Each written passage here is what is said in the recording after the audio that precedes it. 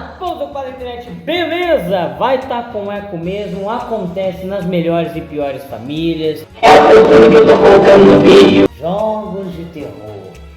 Você aí, o que você pensa quando falam jogos de terror?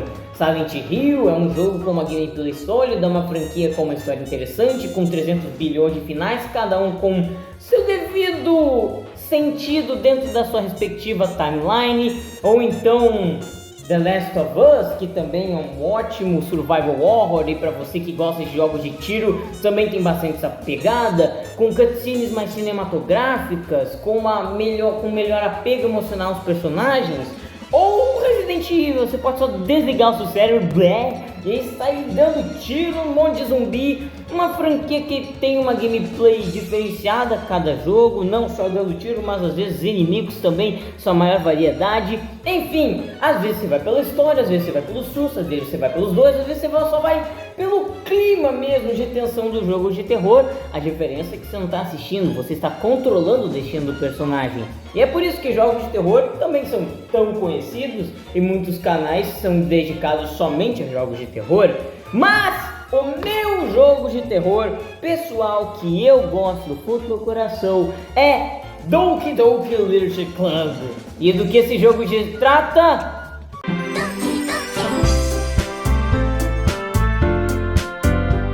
Pareceu mais assustador na minha cabeça. Não se faça desentendido, porque eu tenho certeza que você já conhece esse jogo, ou pelo menos ouviu falar o quão sinistro e macabro, tenebroso e horrível, horripilante é esse jogo. E do que se trata? É um jovem otaku fedido de pau duro que deixa o pênis falar mais alto do que sua consciência e vai se juntar a um clube de literatura com várias meninas que ele acha macettável.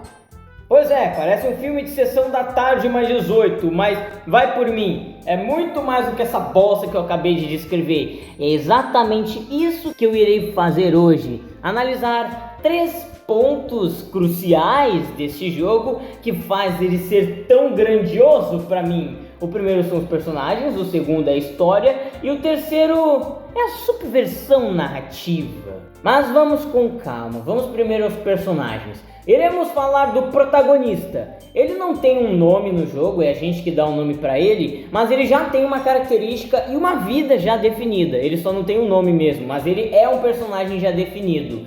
E eu irei chamá-lo de Eretus, porque ele é um cara meio babão para mulheres, então eu irei chamá-lo de Eretus para não ficar falando protagonista, beleza? E ele tem essa amiga aí chamada Sayori, que é um ponto crucial do jogo, que fala: seguinte, meu amigão, você só fica vendo porra e mulheres com tetas, que tal você sair um pouco dessa vida de lixo e vir para a literatura? Se junte ao meu clube! A narrativa do jogo já dá a entender que eles são amigos próximos, se conhecem há muito tempo, e a Sayori recém entrou num clube de literatura e quer expandir o clube mais e mais ainda. Só que o Eretus é um otário e ele resolve: não vou não, porque eu sou um filho da puta. Ele tem esse jeito meio agressivo de tratar a Sayori, que vai ser mais explorado mais pra frente no jogo. Mas até agora o que a gente sabe é que tem 2 carinhas, amigos, e um clube de literatura. Nada demais. Aí a Sayori tenta dar uma convencida, tipo: olha, tem uns cupcake lá, né? E aí o Eretus, ele, como é um otário, resolve ir mais pela comida do que pela presença dos outros.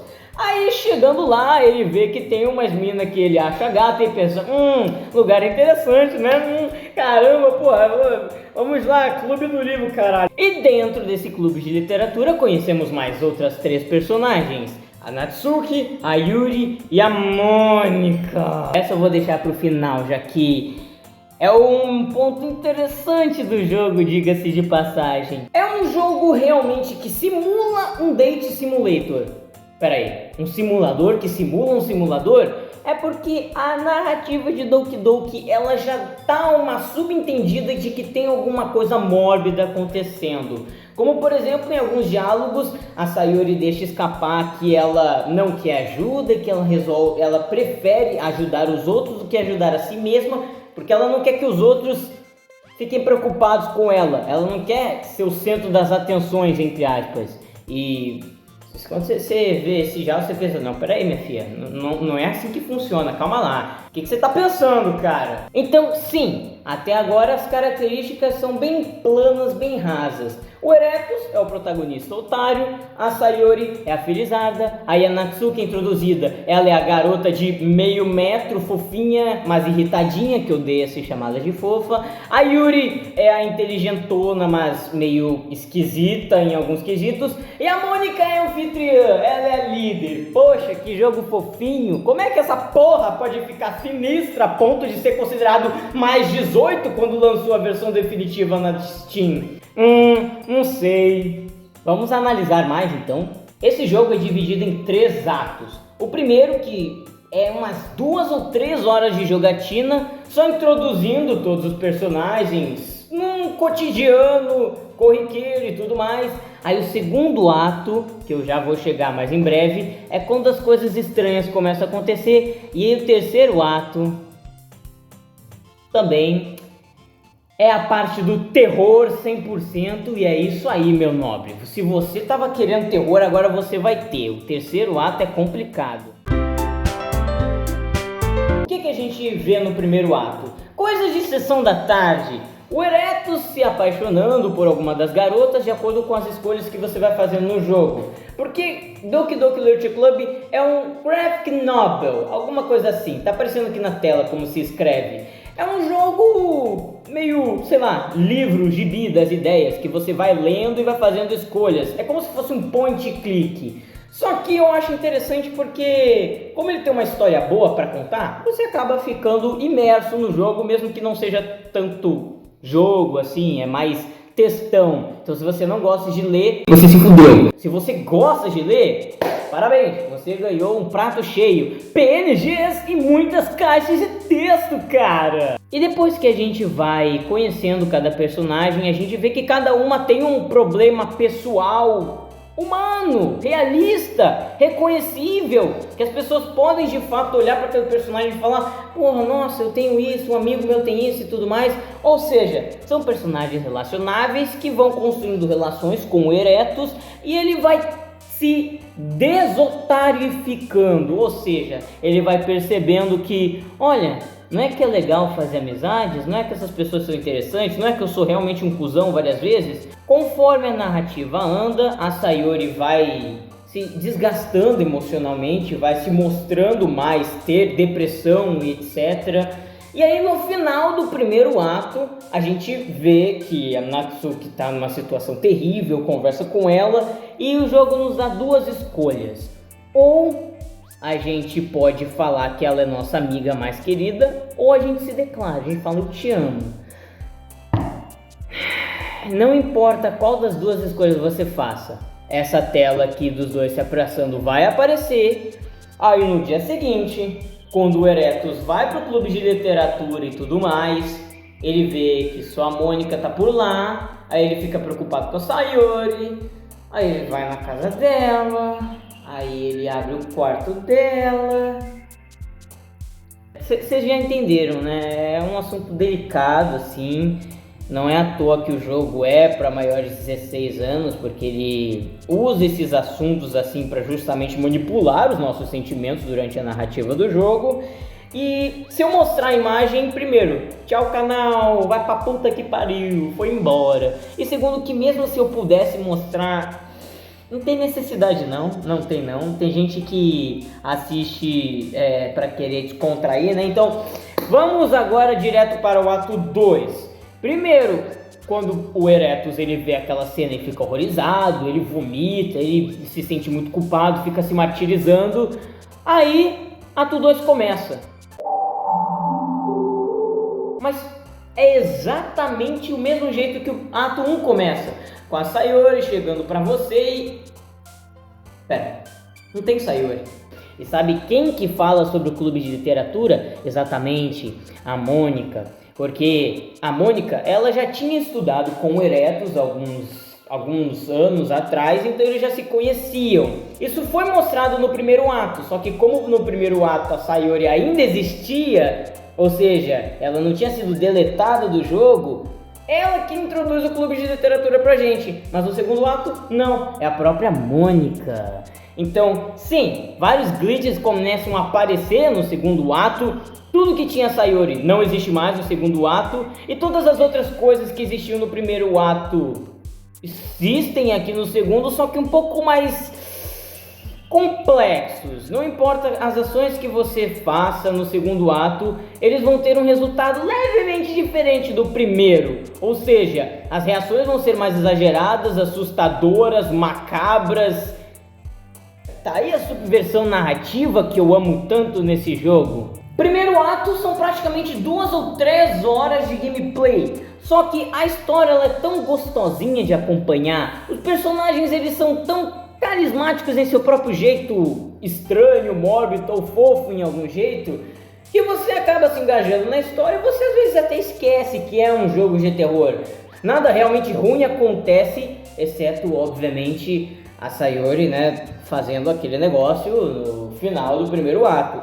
Então no final do segundo ato, a Yuri acaba, como que eu posso falar, literalmente sim, porque a Yuri aí ela também é deletada do jogo. Aí a Natsuki chega em cena, ela também vê essa merda, aí ela começa a vomitar, aí ela começa a se estremecer toda, aí ela também é desintegrada do jogo. Aí quem que sobra no jogo? Exatamente, a Mocreia, a desgraçada, a filha de uma puta miserável arrombada Mônica. Terceiro ato é Just Mônica. Que Just significa só Mônica, somente Mônica, apenas Mônica. Aí é essa merda aí que vocês estão vendo. Esse é o terceiro ato, literalmente. Mas tem algumas opções. Você pode tentar deletar a Mônica nos arquivos do próprio jogo. Sim, você pode brincar com essas merdas de arquivos do jogo e tudo mais. Tirar ela do jogo, da jogada, tentar trazer as outras meninas de volta. E há jeitos diferentes de você fazer isso. Então é meio complicado assim essa porra. Talvez você pode conseguir o final bom mesmo, por exemplo. Tem um jeito de você conversar com todas as meninas durante todo o primeiro ato. Aí o segundo ato acontece normalmente. Aí no terceiro você pode trazer todas elas de volta à vida. Dá pra brincar bastante de hackear o jogo. É muito maneiro. De fato, o jogo ele brinca com a quarta parede de um jeito inacreditável. Você é obrigado a deletar, salvar, coisar arquivos do próprio jogo original para poder continuar com a narrativa. E se você corrompeu o arquivo, é isso aí, meu nobre. Acabou o jogo pra você. Mas não é só por aí que para os elogios. É óbvio que esse é o jogo original que eu tô falando lá de 2017, mas lançou a versão Plus do Doki Doki. Ou seja, é um jogo dentro do jogo, Mas o jogo é uma desktop, literalmente, na versão Plus. E aí tem uns arquivos de mentirinha para você poder brincar lá. Só que muita gente reclama disso, falando: tirou a essência do jogo anterior, antes a gente podia mexer nos arquivos de verdade, agora a gente mexe nos arquivos de mentira e tudo mais. Mas aí é que está a história por trás. Há teorias que dizem que na verdade é uma empresa, uma corporação científica que está desenvolvendo um jogo para fazer experimentos com um projeto que se chama Libitina. E essas personagens são os experimentos e a Mônica é essa personagem que eles estão tentando criar para poder se conectar com o mundo real. E assim, aí eu já me desconecto um pouco do jogo, porque aí eu já não tenho conhecimento de porra nenhuma, aí eu já fico completamente perdido. O que realmente eu gosto dessa DLC, desse acréscimo no jogo, são histórias paralelas do jogo antes do Eretos se juntar à classe. Ou seja, quando a Mônica começou todo o clube de literatura. E a Mônica que aparece nessa versão é completamente diferente. Ela não é psicótica, ela é sentimental, ela é amigável, ela é simpática, ela é inteligente, ela é, humano, digamos assim. Mostra como as meninas se conheceram, etc, como cada uma se juntou ao clube, como viraram amigas. É legal ver esse lado profundo delas.